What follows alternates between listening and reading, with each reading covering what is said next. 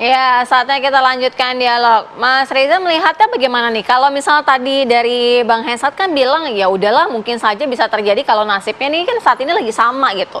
Nah, ini memungkinkan tidak posisinya seperti itu? Atau memang tetap kekeh aja gitu nggak akan bisa bersatu karena budaya yang berbeda? Ya, politik dinamis ya. Ya. Politik dinamis. Tergantung lobby-lobbynya juga kali ya, Mas. Iya, betul. Cuman kan partai-partai pengusung itu kan juga pasti akan berhitung ya. Akan berhitung bahwa apakah nanti kalaupun mereka menang kemudian berjalan pemerintahannya itu akan harmonis. Ini kan dua-duanya sama-sama nggak ada yang mau jadi buntut naga nih, semuanya pada mau jadi kepala naga semua nih modelnya kan gitu. Jadi itu juga pasti akan jadi diperhitungkan oleh partai-partai politik yang akan mendukung gitu ya.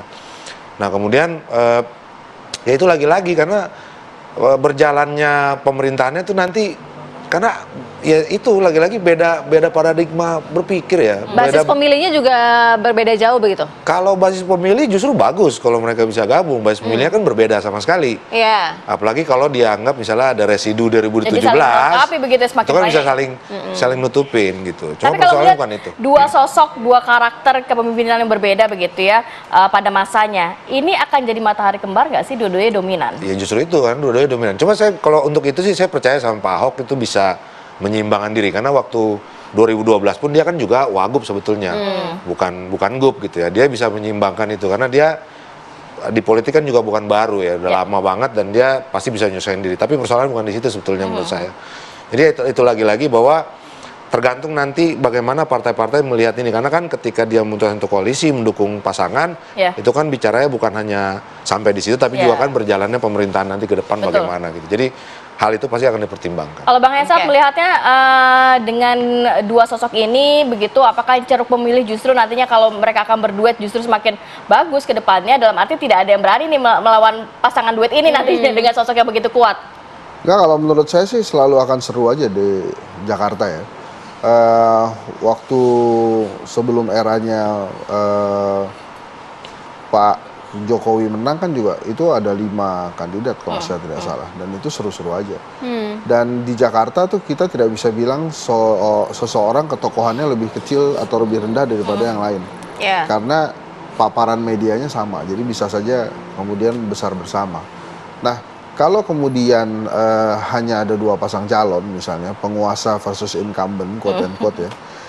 Itu seru juga dan Mas Anies kalau memang ingin maju yang pertama harus menjawab keresahan dan kerisauan para pendukungnya dulu. Jadi dia mesti kulon-kulon tuh, dia nggak bisa langsung loh. Dia punya 24% nih, jadi dia mesti menghormati pemilihnya. Lah ini mohon maaf ya, saya mau maju Jakarta nih gitu. Jangan sampai pemilihnya malah marah terus akhirnya nggak kecewa gitu ya. Sih kemarin cari waktu doang ya ngisi waktu gitu ya. Nah jadi harus ngomong juga. Nah kemudian wakilnya siapa? Menurut saya pasti akan dipertimbangkan beberapa nama itu. Ahok oke, dengan siapapun namanya oke. Hanya memang di dalam pilkada nanti fenomena pilpres itu pasti kental sekali. Jadi trauma demokrasi di pilpres itu akan masuk ke pilkada. Bahkan Pak Prabowo juga sudah menyampaikan curhat ya kan, yang mahal, berantakan, kemudian melelahkan ya gitu, itu curhat dan itu menurut saya perlu juga digarisbawahi. Dan kemudian pilkada nanti juga ada ganjalan tokoh-tokoh yang sudah masuk ke DPR itu sangat mungkin enggan atau takut masuk lagi ke dalam perhelatan pilkada karena harus mundur dari DPR-nya gitu ya, padahal baru dilantik 1 bulan kalau saya tidak salah, 1 bulan atau 2 bulan. Nah tapi kemudian jadi akan semakin minim dong nama-nama yang mungkin melenggang di pilkada. Nah ini ada 2 keuntungannya, tapi ada juga kerugiannya. Kerugiannya mungkin kita akan menemukan banyak sekali kota kosong ya dalam pilkada nanti karena ketakutan itu untuk masuk. Kalau Jakarta sih saya nggak yakin ada kota kosong. Nah kemudian masih cukup menarik ya, masih menarik. Seksi ya, masih menarik ya. Tapi gara-gara banyak kota kosong atau banyak tokoh yang memang sudah masuk ke DPR kemudian enggan untuk maju berkontestasi. Jadi nama-nama alternatif tuh mulai muncul tuh, Ahmad Ali di Sulawesi, ada Heri Wibowo di Klaten, ada Pak Lutfi di Jawa Tengah, ada Untoro di Bantul, jadi macam-macam nama-nama yang kemudian muncul aja gitu dari masyarakat yang kemarin di dalam pileg tuh nggak ada. Jadi akan menarik sekali. Nah balik lagi ke Jakarta, apakah nama-nama ini sudah pasti? Belum tentu juga. Waktu itu kita pernah mendapatkan pasangan Sandiaga Uno, Mardhani Alisera. Tapi Ya. kemudian di ujung-ujung jadi Anies Sandi nggak gitu jadi. kan. Dan terus kemudian nggak ada waktu itu nama AHY dan Silvi ya. Tiba-tiba muncul juga AHY dan Nah, kalau Silvi. untuk kali ini Iya. sebenarnya melihat kan oke lah, mungkin Anies masih punya pamor, begitu juga Ahok masih ada militansi pemilihnya begitu ya. Cuma kan tetap tiket dari partai politik. Apakah partai politik ini masih cukup menarik menggait kedua nama ini gitu? Nah itu juga sampai hari ini menurut saya misteri juga tuh, karena baik Nasdem, PKS dan PKB sama-sama menahan diri untuk menyebut Anies. Hanya Nasdem saja yang kemudian Iya. beberapa kali PKS menyebut kayaknya dan nampaknya lebih mempertimbangkan. tertarik untuk membesarkan Iya, internalnya untuk membesarkan begitu ya. internalnya. Sementara PKB juga wait and see juga. Karena mungkin ya menurut saya ini PKB tujuannya sudah terpenuhi nih. Caimin masuk ke kertas suara, namanya juga melonjak jauh kan. Iya. Apakah akan mempertaruhkan lagi di Pilkada Jakarta? Saya nggak tahu juga apakah kemudian dia akan mengusung atau mendukung. Yang jelas di Jakarta kelihatannya nggak ada sejarahnya PKB tuh ngusung, dia biasanya ngedukung tuh.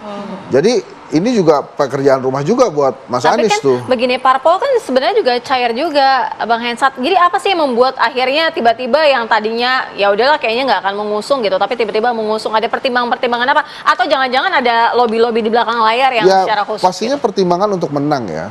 Nah ini tadi kan saya bicara nasib yang akan mempertemukan gitu. Iya. Kalau kemudian PKS dan PDI Perjuangan memang memutuskan berada di luar pemerintahan, itu kan juga bisa terjadi komunikasi-komunikasi yang bagus juga untuk mempertemukan kandidat-kandidat dalam sebuah pertarungan pilkada ya. Kalau kita Iya. sebut di Jakarta, tadi sudah disebut 4 nama PKS itu. Nah, sementara PDI Perjuangan juga punya nama-nama sendiri, nama calonnya. Sementara apakah akan keluar nama Anies?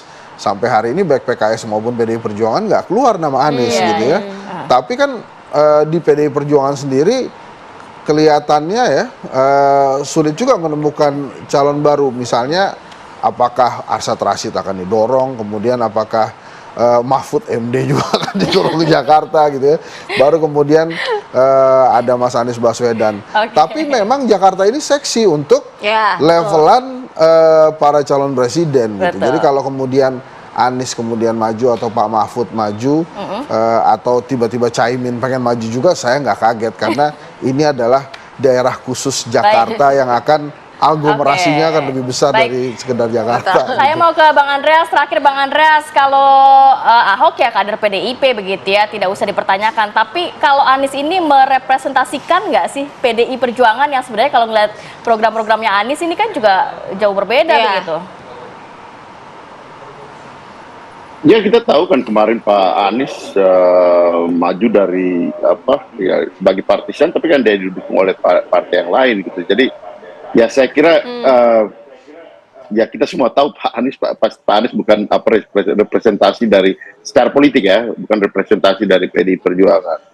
Nah tapi ya kan saya kira di DKI tidak ada partai yang bisa mencalonkan sendiri gitu, dalam arti ya PDI Perjuangan pun tidak, ya semua partai tidak bisa mencalonkan sendiri. Artinya di sini memang ya tadi juga teman-teman sudah menyinggung itu bahwa harus ada pembicaraan antara partai gitu, dalam arti bahwa kerjasama antar partai untuk mengusung ke calon-calon, saya kira akan bergulir di dalam waktu-waktu ke depan gitu, sehingga dengan demikian wacana-wacana itu bisa tercapai gitu, dalam arti kan kita sekarang kita bicara figur gitu. Nah figur ini tentu harus memperoleh dukungan politik gitu. Figur-figur ini secara sosial, modal sosial, mereka sudah mempunyai modal sosial yang cukup gitu. Tapi ya mereka tentu perlu dukungan atau modal politik untuk dapat dukungan dari partai dengan jumlah yang cukup untuk memenuhi persyaratan proses pencalonan nanti gitu. Saya kira proses inilah yang dalam waktu ke depan akan berjalan gitu. Sehingga dengan demikian bisa terwujud wacana-wacana tersebut. Apakah mungkin atau tidak ya kita lihat nanti gitu. Ya, modal besar ya dari partai politik. Terima kasih Bang Andreas, kita masih akan terus nantikan ya kira-kira siapa yang akan disampaikan, nama itu keluar akan siapa yang diajukan. Terima kasih juga Mas Terima Reza, kasih banyak, kemudian Bapak. Mbak Sehat Eni Satrio, selalu. terima kasih. Kita akan bahas di lain waktu lagi nanti ya.